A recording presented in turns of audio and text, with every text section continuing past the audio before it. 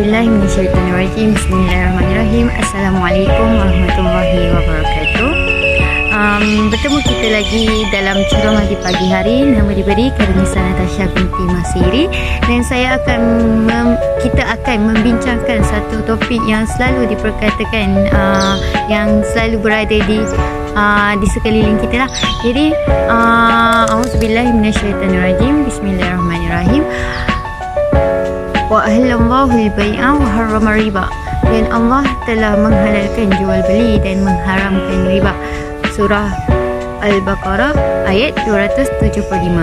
Dan okey, daripada ayat tersebut kita dapat lihat bahawa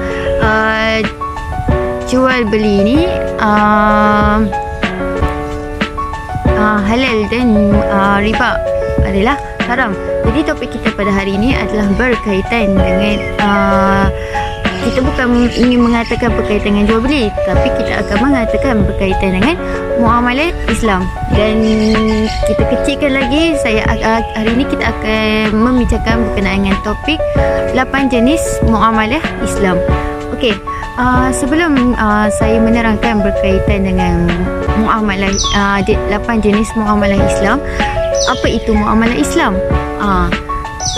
Selalu orang dengar berkaitan dengan jual beli, tapi apa pula berkaitan dengan muamalah Islam? Jadi muamalah Islam itu adalah hukum syarak yang berkaitan dengan urusan jual beli, urusan kewangan, maafkan saya, urusan kewangan, iaitu seperti contoh jual beli, sewaan, simpanan dan sebagainya lah. Jadi jual beli ni berada di bawah muamalah Islam. Apa hukumnya muamalah Islam ni? Sudah tentulah hukumnya adalah harus. Jadi muamalah Islam ni sering kiranya sekeliling kita lah, berada di sekeliling kita. Jadi tak semua orang lah tahu muamalah Islam ni macam mana digunakan.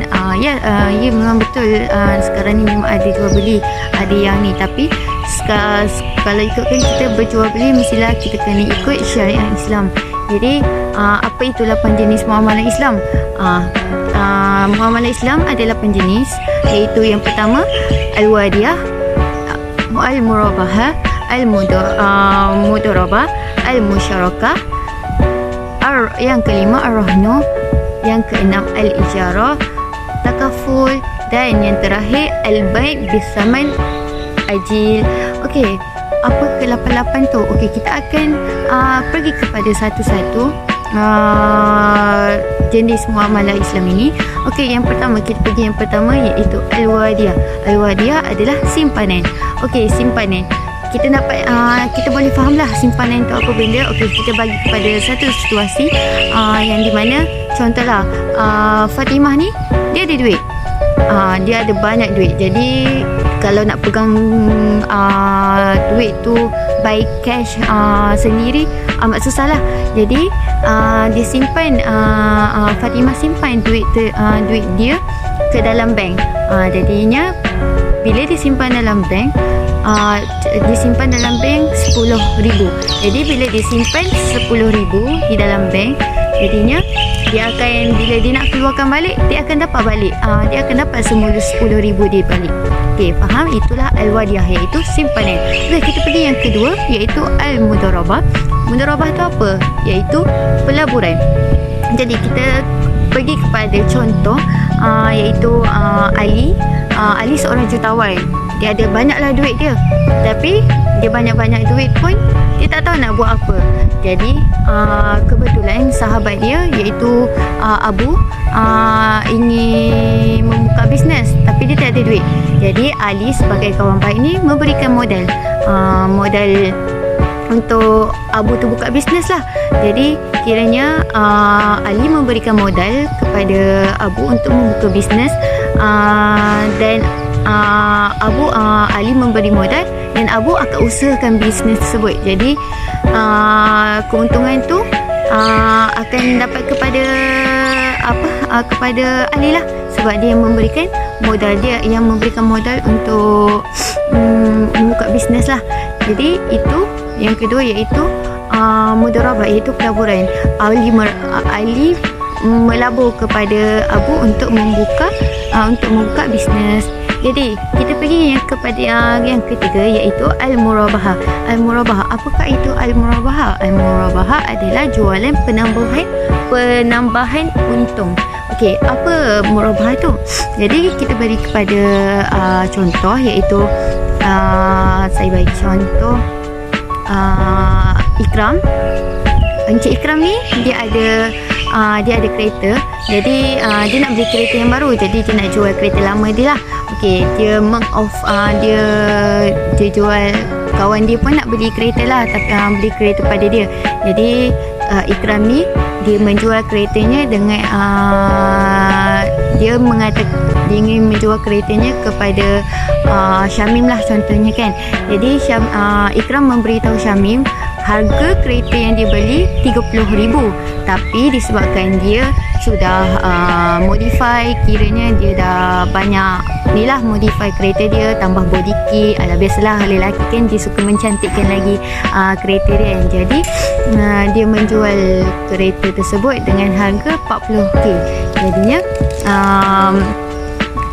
apa nama dia tu, jadinya Ikram menjualkan kereta tersebut, dia membeli kereta tersebut dengan 30k, tapi disebabkan dia menambah barang, dia modify dia punya kereta, jadi Ikram menjualkan keretanya kepada Syamim dengan harga 40,000. Okey, nampak kat situ dia ada penambahan jualan, penambahan untung. Itulah murabahah. Okey, kita pergi yang keempat iaitu al-musyarakah. Apa itu musyarakah? Kalau kita dengar pun musyarakah, mesti kita dapatlah poin sedikit iaitu syarikat. Apa itu syarikat? Jadinya syarikat ni okey, saya bagi contoh situasi iaitu contoh saya Nadirah dan Syura, dia merupakan sahabat baik lah. Jadi mereka ingin membuka bisnes, tapi setiap orang dia tak terlalu banyak duit, jadi dia orang kira rakam kongsi membuka bisnes. Jadi apabila Fatimah maafkan saya, apabila Nadirah bagi 10k, Syura pun dia memberi 10k.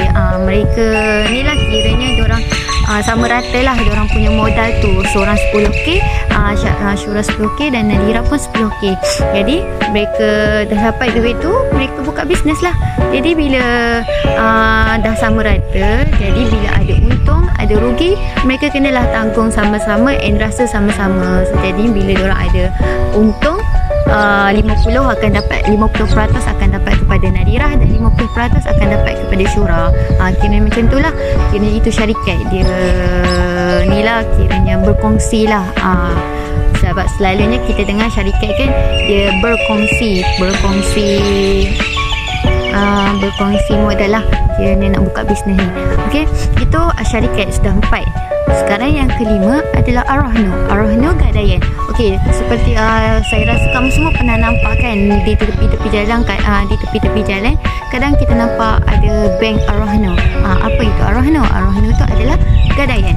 Okey, gadaian. Okey, saya bagi situasi seperti Ashraf, dia mempunyai dia tak ada duit.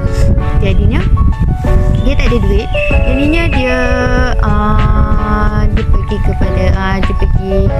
sangat-sangatlah perlukan duit ni. Jadi dia ada jam dalam dia ada cincin dengan harga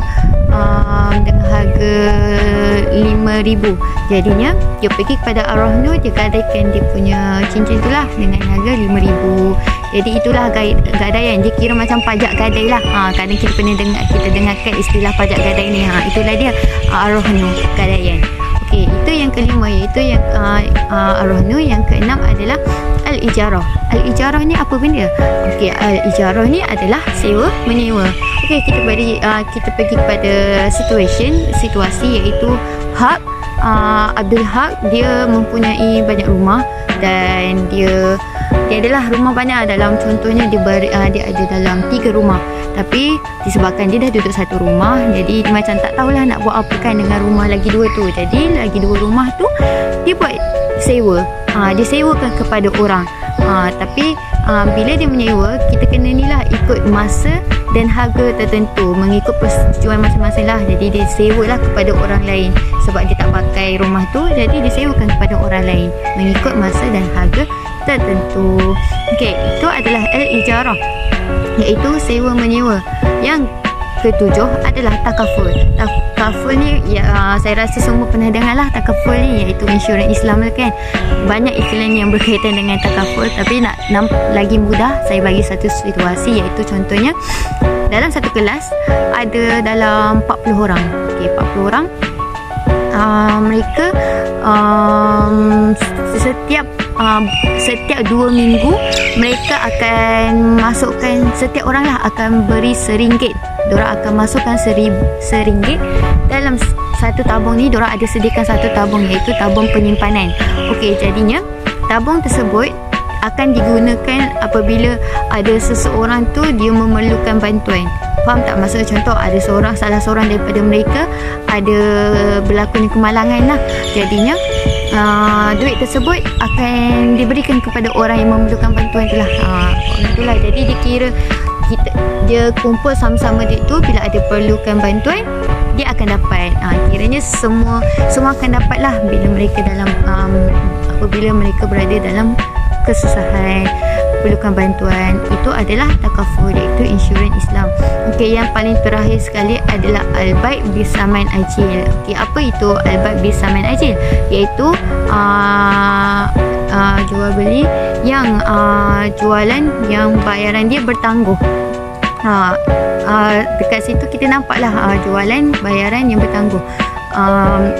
Apa itu? Jadinya kita bagi situation, kita bagi contoh situasi. Kita nak beli kereta, tapi biasalah tak semua orang mampu untuk membayar sekaligus, maksudnya cash. Okey, cash RM20,000. Tidak. Jadinya kita nak beli kereta, kita bayar secara ansuran. Kita dapat kereta tu, tapi kita bayar secara ansur-ansur. Setiap bulan kita bayar dalam 500. Akhirnya macam tu lah, sampai ikut perjanjian ansuran. Contoh 10k, dalam 10 tahun kena bayar setiap bulan 500. Tapi dia masih dapat kereta tu. Jadi dia ni lah, diikut ansuran.